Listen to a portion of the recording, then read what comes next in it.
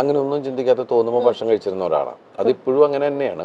പക്ഷെ രാത്രിയിൽ ഇപ്പോൾ കുറച്ച് ഹെവി നിർത്തി. പണ്ടൊക്കെ നമ്മൾ മിമിക്രിക്ക് പോകുമ്പോൾ 3 മണി സമയത്തൊക്കെ ഭക്ഷണം കഴിക്കണം. പ്രോഗ്രാമൊക്കെ കഴിഞ്ഞിട്ട് നമ്മൾ ചിലപ്പോൾ തട്ടുകടയുടെ അവിടെ നിർത്തി തട്ടുദോശയും ഓംലെറ്റും ഒക്കെ അതൊക്കെയാണ് സ്ഥിര ഭക്ഷണങ്ങൾ. ഇപ്പോഴൊക്കെയാണ് നമ്മൾ വന്നപ്പോഴാണ് ഈ ഓരോ ആൾക്കാർ പറയുന്നു മറ്റേ സാലഡ്സ് കഴിക്കണം, ഗ്രിൽഡ് കഴിക്കണം. ഓക്കെ, അങ്ങനെ പോകുന്നു. പക്ഷെ നമ്മൾ ഇതുപോലുള്ള നമ്മളിപ്പോൾ ഇവിടെയൊക്കെ വന്നിരിക്കണമെങ്കിൽ നൈറ്റ് ഇതൊക്കെ കട്ട് ചെയ്യും, ഇവിടുത്തെ ഭക്ഷണം എടുത്ത് കഴിക്കും. പക്ഷെ അന്നും ദിലീപേട്ടൻ വളരെ ലീൻ ആയിട്ടുള്ള നമ്മൾ പണ്ട് മുതലേ എന്നെ പണ്ട് കണ്ടിട്ടുണ്ടല്ലോ, ഞാൻ പണ്ടേ മെലിഞ്ഞിരിക്കുന്ന ഒരാളാണ്. നമ്മുടെ ഏഷ്യാനെറ്റിന്റെ ആർച്ചീവിലുണ്ട് ദിലീപേട്ടൻ ഒത്തിരി ഫോട്ടോസ് ഉണ്ട്. 95-ലൊക്കെ ഞാൻ ഏറ്റവും മെലിഞ്ഞ ആളാണ്. നല്ല മെലിഞ്ഞിട്ടായിരിക്കുന്നത് ദിലീപേട്ടൻ. അല്ല അങ്ങനെ ഉണ്ട്. അങ്ങനെ എനിക്ക് തോന്നുന്നു ഒത്തിരി കഴിച്ചാലും വണ്ണം വെക്കാത്ത പ്രകൃതമാണ്. അതുകൊണ്ടാണ് ദിലീപേട്ടൻ ഈ പറഞ്ഞ പോലെ എപ്പോഴെങ്കിലും ഒക്കെ ഒരു സമയം കിട്ടുമ്പോൾ കാവ്യ ചേച്ചിക്ക് എന്തെങ്കിലും കിച്ചണിൽ കയറി ഉണ്ടാക്കി കൊടുക്കാറുണ്ടോ? ഇല്ല, അങ്ങനത്തെ പരിപാടിയൊന്നുമില്ല. അങ്ങനെ ഉണ്ടാക്കി തരണം എന്ന് ചേച്ചി അങ്ങനെ നിർബന്ധം എന്തെങ്കിലും ഉണ്ടെങ്കിൽ നമ്മൾ വഴക്കുണ്ടാക്കാനുള്ള ശ്രമങ്ങൾ ഉണ്ടാക്കാറുള്ളൂ, വേറൊന്നും ഉണ്ടാക്കാൻ നോക്കാറില്ല. അല്ല എന്നാലും നമ്മുടെയൊക്കെ ഒരു ഐഡിയൽ കപ്പിളാണ് ദിലീപേട്ടനും കാവ്യ ചേച്ചി എന്നൊക്കെ പറയുമ്പോ. അപ്പൊ ഈ എന്ത് കാര്യത്തിന് അപ്പൊ വഴക്കുണ്ടാവണേ? ചുമ്മാ പറഞ്ഞാണ് ഒരു പ്രാസത്തിന് പറഞ്ഞു നോക്കിയതാ. അല്ല ഒന്നും വലിയ വാർത്തയാക്കല്ല കേട്ടോ. എന്റെ ദൈവമേ, ഞാൻ എന്തെങ്കിലും ഉണ്ടാക്കുന്നുണ്ടോന്ന് ചോദിച്ചപ്പോ വഴക്കൊക്കെ ഉണ്ടാക്കാൻ ശ്രമിക്കുന്നു, അങ്ങനെ പറഞ്ഞു പോയതാണ്. ദൈവമേ, അയ്യോ ഒന്നുമില്ല, ഞാൻ പറഞ്ഞില്ല. നാളത്തെ വാർത്ത അതായിരിക്കും, അടുക്കളയിലെ വഴക്കുകൾ. അൽപൂർവ്വം വെള്ളമൊക്കെ ചോദിച്ചിട്ട് അവിടെ ചെല്ലാറുള്ളൂ. അല്ല എന്നാലും മഹാലക്ഷ്മിയുടെ കാര്യത്തിൽ കേട്ടോ, കാരണം ഇപ്പം പല വലിയ വിവാഹങ്ങൾക്ക് പോകുമ്പോ ഏറ്റവും കൂടുതൽ മീഡിയ കവറേജ് എനിക്ക് തോന്നുന്നു ദിലീപേട്ടനെയും ചേച്ചി. എല്ലാവരും ചോദിക്കുന്നത് മീനാക്ഷിയെ കുറിച്ചും മഹാലക്ഷ്മിയെ കുറിച്ചും കൂടുതൽ ചോദിക്കുന്നത്. രണ്ടുപേരെ പറ്റിയുള്ളൂ. അതെ. അപ്പൊ എനിക്കൊന്ന് മീനാക്ഷിയുടെ ഒരു നല്ല ഛായ നമുക്ക് തോന്നും ചിലപ്പോ. പണ്ടത്തെ ചെറുപ്രായത്തില് രണ്ടുപേരുടെ ഫോട്ടോ കണ്ടു കഴിഞ്ഞാൽ രണ്ടുപേരുടെ ചെറുപ്പം ഒരേപോലെയാ. നമുക്ക് തന്നെ പിന്നീട് കൺഫ്യൂഷൻ ആയിട്ടുണ്ട്. എന്നുവെച്ചാൽ ഇതിലേത് അങ്ങനെ വന്നൊരു ടൈം ഉണ്ടായിരുന്നു. ഇപ്പൊ കുറച്ച് വ്യത്യാസമായി, ആൾക്കാർ വളരുമ്പോ അതിന്റേതായ കുറച്ച് വ്യത്യാസം. കുറുമ്പുണ്ടെന്ന് ദിലീപേട്ടൻ പറഞ്ഞിട്ടുണ്ടായിരുന്നു. ഇപ്പോഴും ഉണ്ടോ ദിലീപേട്ട? നല്ല കുറുമ്പാണ്.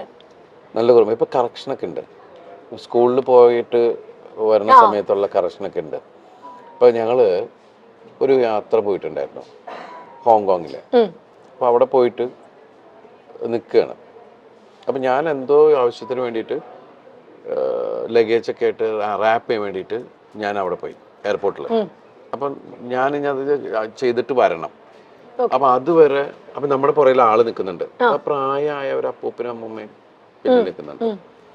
അപ്പൊ വേഗം കാവ്യ പറഞ്ഞു യു ഗോ എന്നുള്ളൊരു അയാള്, അമ്മ that's not correct, it's a command, you can request them, you can go എന്നൊക്കെ പറഞ്ഞിട്ട് ഇവള് തിരുത്തൽവാദി ആയിക്കൊണ്ടിരിക്കുകയാണ്. ഒരു സെന്തോ പറഞ്ഞപ്പോ അച്ഛാ that's not in, that's on. ഇപ്പോഴത്തെ പിള്ളേര് ഇന്ന് പഠിച്ചോട്ടോ, അവര് IB സിലബസിലാണ് പഠിക്കുന്നത്. അപ്പൊ ഇടയ്ക്ക് ഞാൻ പറഞ്ഞു ഇങ്ങനെ മോളിപ്പോ MBBS പരീക്ഷ കഴിഞ്ഞു, അവള് പാസ്സായി, അവൾ ഔസർജൻസി ചെയ്യാണ് എന്ന് ഞാൻ വേറെ ആരോട് എന്തോ സംസാരിച്ചപ്പോൾ അവര് വിശേഷം ചോദിച്ചപ്പോൾ ഞാനാ പറഞ്ഞു. ഇവളിങ്ങനെ നിന്നിട്ട് എൻ്റെ തട്ടണു. ഞാൻ UKG പാസ്സായി എന്ന് പറ. UKG പാസ്സായി എന്ന് പറയാൻ പഠിക്കുവേട്ടാ, ഇരുന്ന് കുത്തിയിരുന്ന് പഠിക്കുന്ന ഒരു പ്രകൃതമാണോ അതോ ഇങ്ങനെ? ആ സ്കൂളിലെ ആൾക്കാർ പറയുന്നത് നിങ്ങൾ ഒന്നും പഠിപ്പിക്കരുത്. മാതാപിതാക്കളോട് പറഞ്ഞ ആദ്യത്തെ മീറ്റിംഗ് അതായിരുന്നു. നിങ്ങളുടെ കുട്ടികൾ ഇവിടെ വരട്ടെ, അവരെന്താ പഠിച്ചതെന്ന് ഒരു സമയം കഴിയുമ്പോൾ നിങ്ങൾക്ക് മനസ്സിലാവും എന്ന് പറയുന്നുള്ള. പക്ഷെ അവിടുത്തെ കുട്ടികളൊക്കെ നമ്മൾ ഇവരൊന്നും പഠിക്കണമെന്ന് കാണില്ല. പക്ഷെ അത് കഴിഞ്ഞ് പിന്നെ ഇടയ്ക്കിടയ്ക്കാണ് ഈ ഹോംവർക്ക്. പക്ഷെ ഹോംവർക്ക് എന്ന് പറഞ്ഞാൽ ഇവക്കുള്ള പണിയാണ്. അത് എല്ലാ മാതാപിതാക്കൾക്കും അത് കൂടുതൽ അമ്മമാരാണ്. ഇപ്പൊ കണ്ടില്ല, അത് വരച്ച് അതൊട്ടിച്ച് ഇത് വെച്ച്. ചേച്ചി ആയിരിക്കും അല്ലേ ഇരുന്ന് ചെയ്യുന്ന? കാരണം ഇല്ല, കാവ്യാണ് ഇവളുടെ ചേച്ചിയാണ്. എന്നാലും ഞാൻ ഒരു കാര്യം ചോദിക്കട്ടെ ദിലീപേണ്ണ, കാരണം കാവ്യ ചേച്ചീനെ അത്രയും സ്കൂൾ കാലം തൊട്ട് കണ്ട ഒരാളാണ് ദിലീപ്.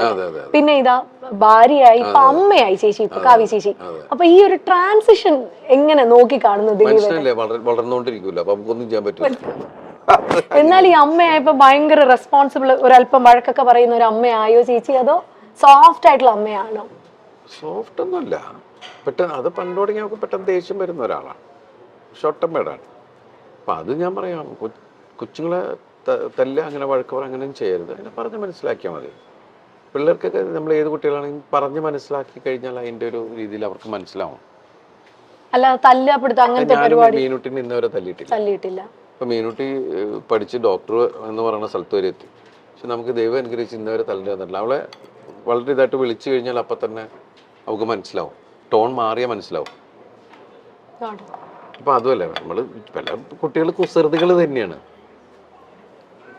ഇവക്കൊരടി കൊടുത്തിട്ടുണ്ട് ഞാൻ, കാരണം വെച്ചിട്ടുണ്ടെങ്കിൽ എന്തോ എടുത്തു വാരും, പക്ഷെ പിന്നീട് എടുത്തിട്ടില്ല. ഈ കാണുന്നേക്കെ വണ്ടോ ആരെ പോയിട്ട് പുറകെ പോയിട്ട് പിടിക്കുക. അപ്പൊ ആദ്യം തുടരുന്ന് പറഞ്ഞു, പക്ഷെ നോക്കിയിട്ട് പിന്നെയും പോവുക.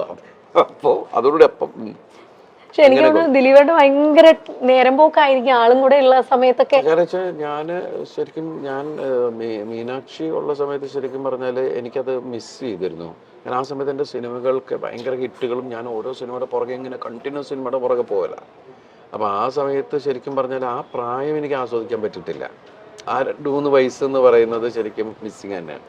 അതെനിക്ക് ഇവിടെ കിട്ടി, കാരണം ആ സമയത്ത് ശരിക്കും കോവിഡ് എല്ലാം ആയിരുന്നപ്പോ എനിക്ക് അതിൽ വേറൊരു സങ്കടം എന്ന് വെച്ചിട്ടുണ്ടെങ്കിൽ ഞാൻ 1.5 വർഷം പുറത്തേക്ക് പോകുന്നില്ല നമ്മളാരും. പിന്നെ ഞാൻ പോയത് നാദൃശ്വരം മോളുടെ ഐഷുവിന്റെ കല്യാണത്തിനാണ് പോയത്. പക്ഷെ ദൈവം അനുഗ്രഹിച്ച് അപ്പൊന്നും എനിക്ക് വീട്ടിൽ ആർക്കും കോവിഡ് കിട്ടിയില്ല.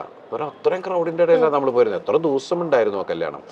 അപ്പൊ എല്ലാവരും ഭയങ്കര ആവേശത്തിൽ അതിന്റെ ഇതിൽ നിൽക്കണം. നമ്മുടെ വീട്ടിലൊരു കല്യാണം നടക്കുന്ന പോലെയാണല്ല. അത് കഴിഞ്ഞ് പിന്നെ വേറൊരു സ്ഥലത്ത് പോയപ്പോ എവിടെയോ ഒരു എന്തിനോ ഫംഗ്ഷന് പോയപ്പോഴാണ് എനിക്ക് കിട്ടിയോ എന്നൊരു സംശയം. ഞാനാണെങ്കിൽ അങ്ങനെ എല്ലാവരെ കുറിച്ച്, കാരണം ഞങ്ങൾ 10-13 പേര് ഒരു വീട്ടിലാണ്. അപ്പൊ ഒരു സാധനം വന്നു കഴിഞ്ഞാൽ അതിനെ പിടിച്ച് മഞ്ഞളൊക്കെ മുക്കി മറ്റു എന്നൊക്കെ പറഞ്ഞ് ഒരുപാട് കാര്യങ്ങളൊക്കെ ചെയ്തിട്ടാണ് അടുക്കളയിലേക്കൊക്കെ പോണത്. അത് അങ്ങനെയൊക്കെ ഒരാളെ തൊട്ടപ്പം തന്നെ ഇത് അടിക്കുക, കൊച്ചൊക്കെ ശീലമായി. ജനിച്ചപ്പം തുടങ്ങി ഈ സാധനമൊക്കെ കിട്ടിയിട്ട് അതൊക്കെ ഇങ്ങനെയൊക്കെ ഇത് കാണിക്കുന്നതാണ്. ഇങ്ങനെയായി. അതിനിടയ്ക്ക് ഞാൻ കൊണ്ടുവന്നു ഇത് വീട്ടിൽ കോവിഡ് ഞാൻ കൊണ്ടുവന്നു. അത് ഞാനാണ്. എന്നിട്ട് എല്ലാവരും ചിരി തുടങ്ങി, ഭയങ്കര സൂക്ഷ്മമായിട്ട് നോക്കിയിട്ട് ഞാൻ കൊണ്ടുവന്നു എന്ന് പറയുന്നത്. എനിക്കാണെങ്കിൽ മറ്റത് പറഞ്ഞ കാര്യം ഐഡിയ എൻ്റെ പോയി എന്ന് പറഞ്ഞുകൊണ്ട് നമ്മൾ അലൻസിയറായിട്ടല്ലേ പറഞ്ഞു എന്ന് പറഞ്ഞ പോലെ നമ്മളിങ്ങനെ ഒന്നും മിണ്ടാൻ പറ്റാണ്ട് എല്ലാവരും ചിരിക്കുമ്പോ എന്താടാ ഉള്ള സംഭവം. അങ്ങനെ ഞങ്ങൾ 3 പേര് മാത്രമേ. അപ്പൊ ഈ ചെറുതും പെട്ടു, ചെറുതിനും പിടിച്ചു. അപ്പൊ പാവം 21 ദിവസം ഞങ്ങളുടെ മുറിക്കകത്താ, ഒരു മുറിക്കകത്ത്. അപ്പൊ 21 ദിവസം ഇരുന്നിട്ടാണ് പോയത്. അന്നൊക്കെ 21 ദിവസം ക്വാറന്റൈൻ ആയിരുന്നു അല്ലേ ഏട്ടാ? ശരിക്കും നമ്മളെന്താ വെച്ചാൽ അമ്മയുണ്ട്, താഴെ അമ്മയുണ്ട്. അപ്പൊ അതുകൊണ്ട് അമ്മയ്ക്കൊരു കുഴപ്പം, അമ്മയ്ക്ക് പ്രായമുള്ളതല്ലേ, എന്തെങ്കിലും പറ്റിക്കഴിഞ്ഞാലൊന്നും ഇയാളുടെ ഇതിനകത്ത് നമ്മൾ അവിടെ തന്നെ ഇങ്ങനെ ഇരുന്ന് ഇതാക്കിയിരുന്നു. അപ്പൊ ആ സമയത്തൊക്കെ നമ്മൾ ഇവരിങ്ങനെ വാച്ച് ചെയ്തോണ്ടിരിക്കലും ഒക്കെ ഉണ്ടല്ലോ. രണ്ട് ആ സമയത്താണ്. അതുകൊണ്ട് വെച്ചാൽ എല്ലാവരും വീട്ടിലുള്ളതുകൊണ്ട് പെട്ടെന്ന് മലയാളം സംസാരിക്കാൻ. തങ്കമണിയുടെ റിലീസിനെ പറ്റിയൊക്കെ മഹാലക്ഷ്മി മീനാക്ഷി ഒക്കെ എന്നാ പറയുന്നു കേട്ടോ അവര്? അല്ല, എല്ലാവരും ഇപ്പൊ സോഷ്യൽ മീഡിയയിൽ ഇത് വരുന്ന മീനാക്ഷി ശരിക്കും നല്ല ആസ്വാദകയാണ്. ഇപ്പൊ എല്ലാ സിനിമകളും കാണും. ലിമിറ്റഡ് ആയിട്ട് മീനാക്ഷി സംസാരിക്കാറുള്ളൂ, അധികം സോഷ്യൽ മീഡിയയിൽ അങ്ങനെ വളരെ സൈലന്റ് ആണ്. എല്ലാ സ്ഥലത്തും കൂടുതൽ ലിസണറാണ്. എന്റെ പോലെയുള്ള ആള് തന്നെയാണ്.